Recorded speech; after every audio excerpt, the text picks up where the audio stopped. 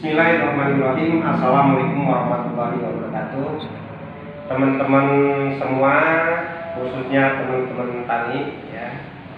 Dalam kesempatan ini saya ingin memberikan beberapa informasi terkait dengan serangan hama pada tanaman padi. Nah, ini perlu teman-teman ketahui ya. Tanaman padi ini banyak sekali ya hama yang menyerang tanaman tersebut. Ini kalau kita sebutkan diantaranya yaitu ulat, ya, tikus, kupu, ya, dan wereng. Nah, ini dalam kesempatan ini saya akan membahas tanaman padi yang terkena oleh wereng. Sebelumnya perlu teman-teman ketahui, ya, ini wereng itu ada 3 jenis, ya. Yaitu ada wereng coklat, wereng putih, sama wereng hijau. Dan masing-masing wereng ini penyebabnya akibat dari serangannya ini berbeda-beda. Ya. Nah, ini untuk wereng coklat, akibat dari serangannya yaitu tanaman padi yang terserang oleh wereng coklat itu daunnya atau batangnya bisa mengering. Bisa mengering, diawali dengan kuning, ya, kuning lalu mengering. Itu akibat dari wereng coklat.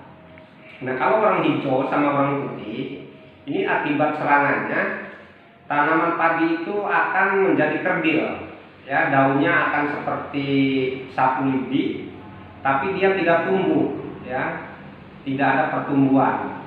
Nah, itu akibat dari wereng putih sama wereng hijau yang biasa disebut dengan kerdil rumput. Ya, karena apa? Dari wereng putih sama wereng hijau ini menyebarkan virus kepada tanaman tersebut. Nah, dalam kesempatan ini yang akan saya fokuskan yaitu terkait dengan masalah wereng coklat. Perlu rekan-rekan tani, sahabat tani ketahui, ini wereng coklat, ya.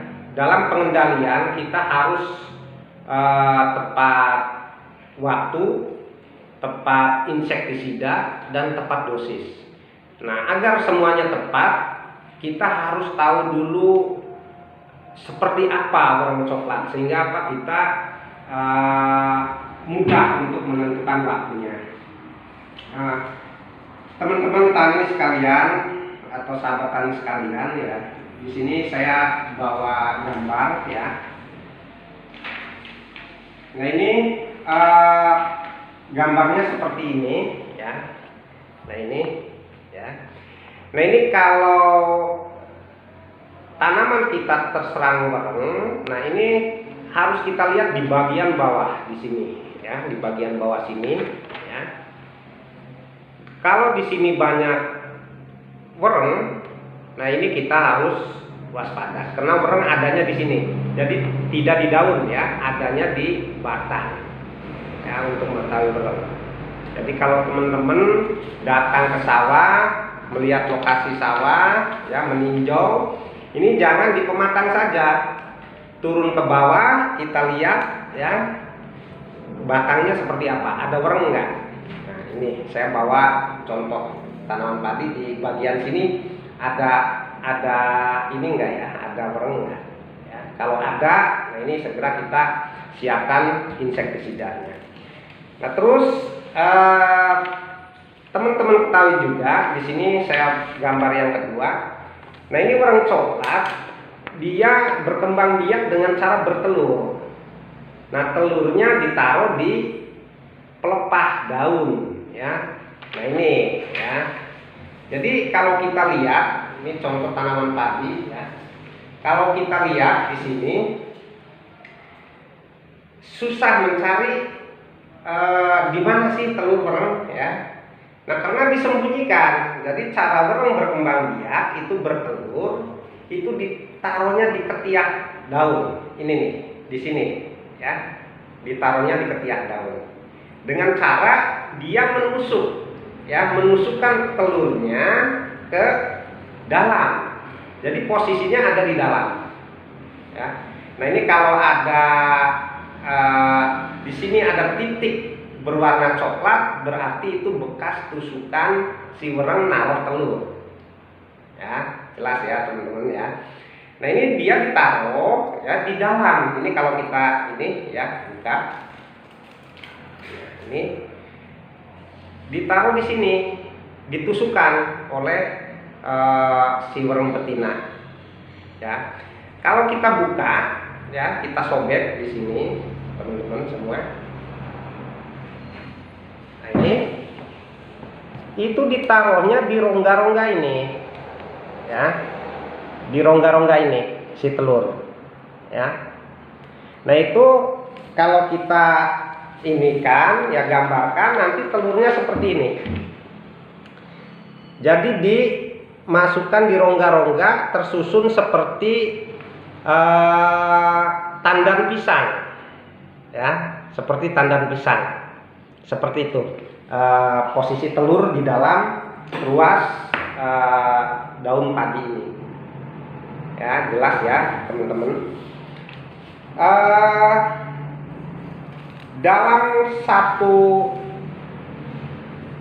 betina ya, atau satu pasang ya, di sini ini bisa bertelur sampai 300 butir ya, walaupun hamahnya kecil tapi dia bertelurnya banyak sekali, 300 sampai 400 butir telur ya, dia ditaruh di ketiak daun. Nah ini siklusnya seperti ini teman-teman ya, bisa teman-teman ini ya lihat di sini digambar siklusnya seperti ini ya. Ini telur ya bisa menetas 4 sampai 7 hari. 4 hari apabila si cuaca panas, ini bisa menetas 4 hari. Tapi kalau cuacanya dingin, mendung ya, banyak hujan, ini 7 hari si telur baru bisa menetas. Nah nanti 21 hari ya, ini menjadi wereng dewasa ya. Ini wereng dewasa ya, menetas wereng dewasa. 30 hari dia menjadi wereng dewasa. Nah ini perlu teman-teman ketahui ya, kalau kita ilustrasikan dalam hamparan ya, dalam hamparan sawah 1 hektar, kita tanam ya, dari persemaian kita tanam dalam hamparan, dan di bibit padi tersebut misalkan kita bawa 100 ekor saja atau 100 pasang, laki-laki perempuan ya, 100 pasang wereng yang sudah dewasa. Dari 0 hari tanam ya, dia bertelur misalkan ya kan, di 7 harinya dia bertelur. Berarti kalau 100 pasang tadi 100 per ekor ya, atau per betina bertelur 300 ya. Berarti udah berapa ribu ya, 100 dikali 300 berarti sudah 30.000 ya, 30.000 telur yang ada dalam satu hamparan ya. Tadi 4 hari atau 7 hari menetas ya kan, si telur ini. Kita bayangkan teman-teman, 30.000 telur menetas. Oke, misalkan ada yang tidak menetasnya ya kan, kita bikin dari 30.000 ini 20.000 yang menetas. 20.000 kita ilustrasikan lagi, 20.000 ini laki-laki perempuan ya, berarti ada 10.000 pasang ya, 10.000 pasang ya.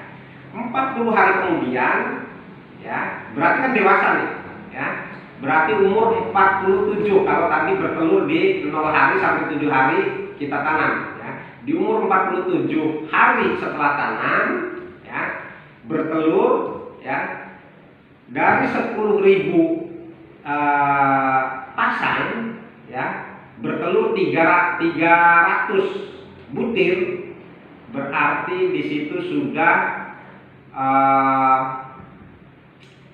berapa?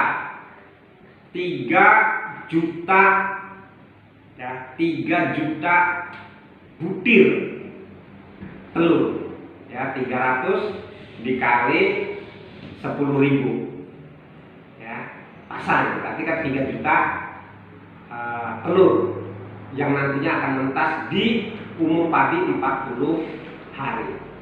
Itu dalam satu hamparan ya. Nah ini kalau kita varietasnya varietas yang genjah seperti Ciherang ya, itu di umur 40 hari itu sudah mulai bunting ya, sudah mulai bunting. Kita bayangkan teman-teman ya, tadi berapa? 3 juta ya, 3 juta telur di umur 40 hari dari tanam, di saat tanaman lagi bunting. Berarti di pas umur 70 hari tanaman padi lagi matang susu ya, tanaman padi lagi matang susu. Kita bayangkan kalau dari 3 juta telur itu ya kan menetas, misalkan semua ya 3 juta dikali per, misalkan dari 3 juta ini bertelur ya 300, sudah berapa ya, 3 juta dikali 300 udah 90 sekian juta telur dalam kondisi tanaman lagi mateng susu ya. Ini makanya begitu ada serangan wereng, biasanya parah-parahnya itu lagi tanaman padi kayak gini, matang susu. Matang susu itu bulir padi dipijit ya, itu masih keluar air. Itu namanya matang susu. Nah, setelah teman-teman mengetahui bagaimana siklus dari wereng, bagaimana sih cara pengendaliannya, tadi kita harus pengendalian dengan cara tepat waktu. Nah, untuk tanaman padi yang kena wereng biasanya ya, yang paling efektif waktu penyemprotannya itu di siang hari ya, dari mulai jam 9 ya sampai ini. Nah, kenapa harus siang hari ya? Ini dengan situasi kondisi alam ya yang panas dan lain sebagainya, ini bisa membantu efektivitas dari kerja insektisida tersebut. Ini bagusnya jam 9 ya. Ini beda dengan ulat gelayak. Kalau ulat gelayak harus malam hari, karena dia kalau siang hari si ulat gelayak itu sembunyi dia ya. Kalau malam hari dia keluar diam di tangkai atau di daun padi. Ini kalau ulat gelayak impornya bagusnya di malam hari. Nah, ini untuk wereng bagusnya di siang hari. Nah, terus tepat insektisida ya. Nah, karena kita sekarang sudah tahu bagaimana siklus dari wereng, bagaimana cara wereng menyerang tanaman padi. Wereng itu menyerang tanaman padi dengan cara menusuk ya. Menusuk, menghisap cairan, makanya akan menjadi daunnya kering ya. Karena cairan dalam tubuh atau dalam batang si daun padi ini dihisap oleh wereng. Maka kita harus menggunakan insektisida yang cara kerjanya sistemik. Apa sih cara kerja yang sistemik? Jadi insektisida itu ada yang kontak, ada yang sistemik ya. Kalau yang sistemik itu insektisida apabila disemprotkan kepada tanaman, maka insektisidanya menyerap di tanaman, disalurkan oleh jaringan tanaman ya. Jadi begini teman-teman ilustrasinya, kita cari insektisida yang sistemik, kita semprotkan, si racun dibawa oleh tanaman melalui jaringan tubuhnya. Di sini orang menusuk, menghisap, dia akan teracuni oleh racun tadi, ya. Itu kenapa menggunakan insektisida yang sistemik. Nah, terus bagaimana dengan telur wereng? Telur wereng yang ada di ketiak daun tadi yang ditusukkan oleh si betina itu karena menggunakan insektisida yang sistemik, maka racun akan mengalir dan mengena ke dalam telur sehingga telurnya akan tidak menetas. Kalau bahasa petaninya bungker, ya, tidak akan menetas karena tadi teraliri oleh racun yang sistemik.